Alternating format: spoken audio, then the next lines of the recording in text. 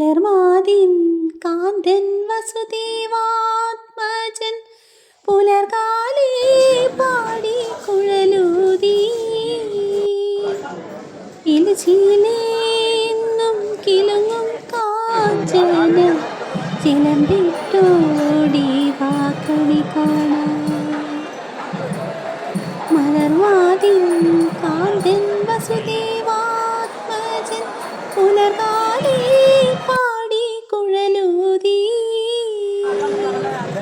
കിലുച്ചിലേന്നും കിലുങ്ങും കാഞ്ചന ചിലമ്പിട്ടോടി വാക്കണി കാണാൻ.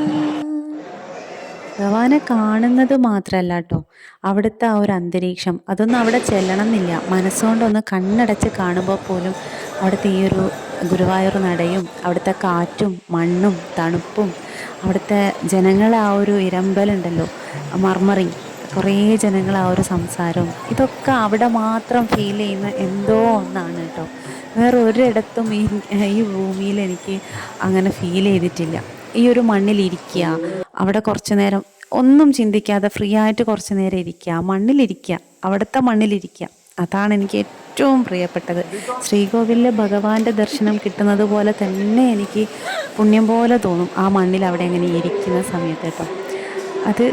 അതങ്ങനെയാണ്. അപ്പോൾ പാവ അവിടെ എത്തുന്ന മക്കളൊക്കെയും ഉണ്ണിക്കണ്ണൻ്റെ കുസൃതികളുടെ ആ വലയത്തിൽ പെട്ടുപോകുന്നൊക്കെ പറയുന്നത് കേൾക്കലില്ലേ, അതുപോലെ തന്നെ എല്ലാ മക്കളും, ഈ ശാന്ത മാത്രമല്ല കേട്ടോ, എല്ലാ മക്കളും ഒരുപോലെ അവിടെ നിന്ന് അത്രയും അവരുടെ സ്വന്തം തറവാട്ടിലേക്ക് കയറി വന്നതുപോലുള്ള രീതിയിലാണ് പെരുമാറുക എല്ലാവരും അല്ലേ.